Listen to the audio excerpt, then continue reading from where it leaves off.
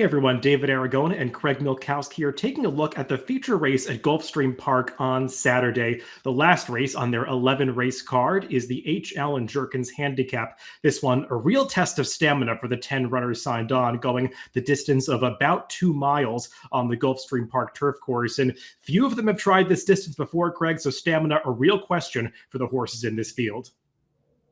That's for sure. It's a distance we don't often see run here in the U.S., so it's quite the handicapping puzzle. We have some clues as some horses have stretched out further than others, but 2 miles is a whole different story.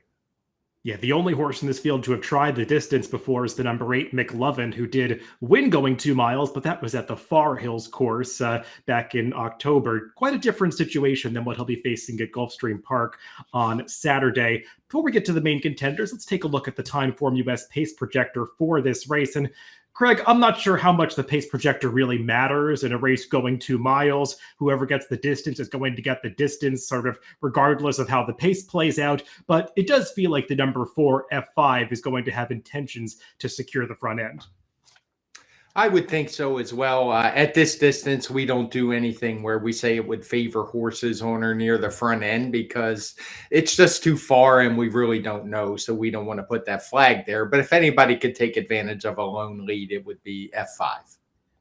Let's go through the contenders, beginning with the horse drawn down towards the rail, the number 1, Value Engineering. And we're going to go all the way back to his last victory. This is 4 starts ago in his past performances when he won the McDermott Stakes back in March at Gulfstream Park. This was going the 1 3/8 distance. Also in the race is Shoddy, who's towards the back of the pack. He's going to run on a little bit at the end. But Value Engineering just is able to pull away from a couple of rivals who do have quality, including third-place finisher Masterpiece, who did come back to win the Red Smith months later at Aqueduct just very recently. Since then, Value Engineering has finished off the board in 3 starts, sort of tailed off a little bit into the spring, was given a break, came back last time at Turfway going a mile, but that's just too short for him, Craig, and that race kind of felt like a prep. Definitely felt like a prep. We went back so far on the replay because that's actually the last time he ran well, looking at his finish positions. Form tailed off. He comes back second off a layoff here. And I think that last race, you could give him an excuse. Way too short. You can see the blue fractions. He had no chance. And if you watch the race, he just was kind of running evenly throughout.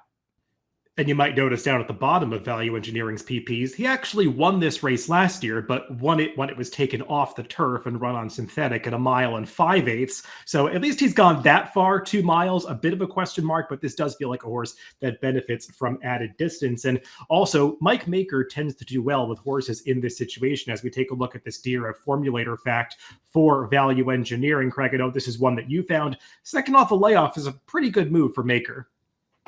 It definitely is, particularly a long layoff like this. I tried to narrow it down by surface, but we lost a lot in sample size. But everything was still good. I wanted to go with the stat that showed the bigger sample, and it's clearly a strong move for him, both win percentage and ROI-wise. And while we're looking at that McDermott, let's take a look at the other horse that comes out of that race, the number 10, Shoddy. That is just 2 starts back in his past performances. He was off for a long time after that race, came back in October in the Sycamore, going out for a different trainer, actually switching into the Mike Maker barn, and was a long shot in that race, facing what was probably a tougher field than this, but he didn't really show that much. Now he is second off a layoff, like his stablemate Craig, but he's one that would probably need to produce a career best effort to get involved here. He would. His speed figures aren't quite to the level of Value Engineering. I'm not sure how much utility that has in a race this long, but as we've seen in the past, Mike Maker is certainly adept at getting these kind of horses to stretch out to longer distances.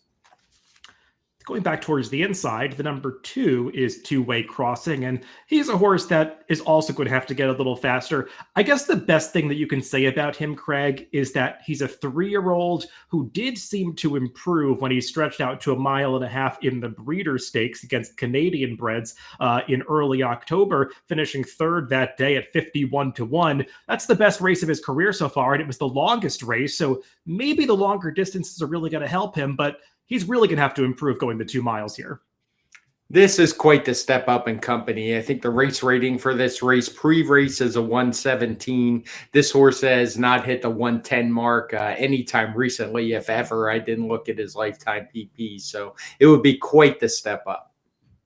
The number 3 is Swore, and let's take a look at his maiden victory when he won at Kentucky Downs in early September, going a mile and a half over this undulating Kentucky Downs course. So you definitely know that longer distances are going to suit this horse. It seems like the longer they go, the better, at least so far. He actually cut back a little bit in distance when he tried winners last time, going a mile and 3/8 at Aqueduct, and just got going a little bit too late, finishing 4th that day. Just seemed like the turn of foot that was required going that distance is not something that he really possesses. He's kind of a one-paced grinding sort, so I could make the case that 2 miles is really going to suit him. I would agree with that, and particularly when you see his win at Kentucky Downs. A mile and a half at Kentucky Downs is probably more like a mile and 3/4 at most tracks with the uphill, the long run-ups. It's definitely a very long race, so the stretch out seems like it should help him. The number 4 is F5, and he's a horse that's coming out of a disappointing effort last time in River City, but he was chasing the pace that day. That was a day where the early fractions are all color-coded in red. It kind of came apart a little bit, and probably a better field than what he's meeting here. He had run decently in his prior starts, winning 2 in a row, including a race going a mile and 3/8 at Churchill Downs. That's the farthest he's gone before. 2 miles, a bit of a question mark, but we've seen these progeny of Not This Time be very versatile, including able to stretch out to these marathon distances. Yeah, and speed is dangerous no matter how far you're going. I know we talked about on the pace projector, we don't use that flag to favors early, but it doesn't mean horses can't steal these races on the front end. And if anyone can, it would be him, particularly over a Gulfstream course, which sometimes it's a little tough to make up ground there in the stretch.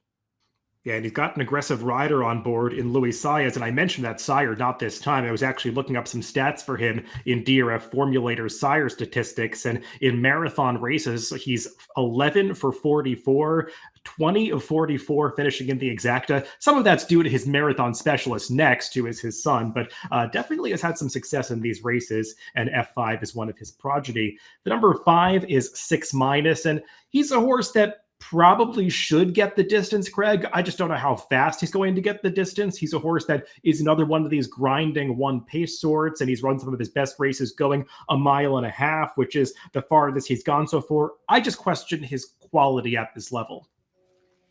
Yeah, it's hard not to question that when you look at his speed figures. They just don't really fit, particularly his most recent. I know it's 2 miles, but you still want to see a little bit more early speed. Maybe he can grind his way home, but it's going to be a tough ask. He is going out for Todd Pletcher and ridden by Irad Ortiz, so maybe he attracts some support in here. The number 6 is Knox, and he will actually be trying the turf for the first time and stretching out to 2 miles for the first time. This is almost twice as far as he's ever gone before in his career, so definitely some obstacles standing in this horse's way, Craig. I looked through, I didn't see a ton of turf pedigree here. It kind of feels like the connections are just taking a shot.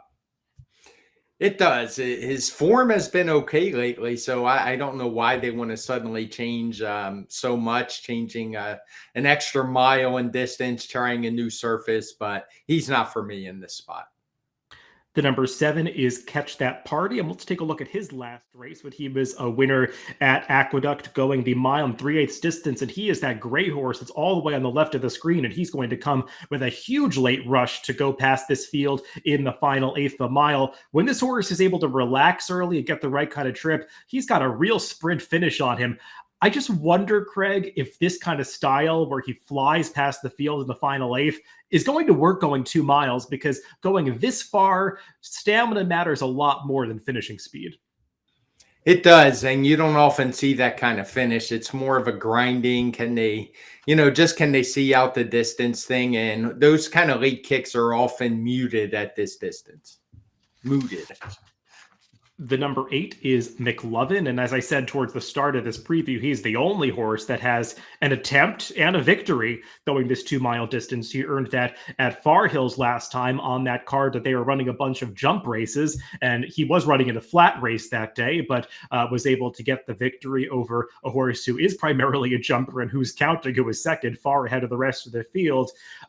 He's definitely going to carry less weight today than he did last time, Craig, but the competition is also getting a little bit tougher. He did face some decent stakes horses through the summertime in races going a little bit short than this. And you could make the argument that at least that last race shows that he can get the distance. So it's not like he's that far off some of these if you look at his best numbers. No, for sure. His speed figures are good. You can see a couple of them in the 1 teens. I looked hard to find a replay for that Far Hills race, but wasn't able to do it. We obviously aren't able to make speed figures for a track like that where they're doing mostly jump races, but I don't think he's completely out of the question here at all. Yeah, I did watch that race. He kind of pulled a little bit in the early stages, and watching some of his other races, he is one that can get a little bit keen early. So we'll see if the European rider who's in to ride, Sean Levy, can work out a trip for him. The number 9 is Seraphos, and just feels like a horse that's going to be a big price in this race, Greg. He's never won on the turf, over 7 on the surface. Most of his attempts on turf have come over much shorter distances. He did try 1.5 miles back in at Laurel in that Japan Turf Cup. Didn't run well enough to be competitive here. Just feels like a long shot. Definitely a long price, as you said, 1.5 miles. He didn't really show much early and was actually still losing ground late. So 2 miles doesn't really look like it's ideal for him. Well, let's throw up our picks for this race, Craig. And I think we've got similar ideas here. We just went in slightly different directions. We both respect the number 1 Value Engineering, who probably is the horse to beat if he's able to take that step forward, second off the layoff. But we each went to 4-year-olds who are relatively lightly raced compared to this field. You put the number 4 F5 on top. Yeah, I think he's dangerous with the speed. I like the not this time on top for him. As you said, he's gotten many winners going these longer distances. So I think he's going to be dangerous if he doesn't get challenged early, because a lot of horses just don't have the same kick when you go this long distance. And I've got the number 3 Swore on top, just hoping for a fair price on a horse who hasn't yet run at this level, but has shown potential to go these longer distances that I think could really appreciate the stretch out to 2 miles here. So the number 3 Swore for me, and the number 4 F5 for Craig in the HL and Jerkens Handicap, race 11 at Gulfstream Park on Saturday. Good luck if you're playing the races this weekend.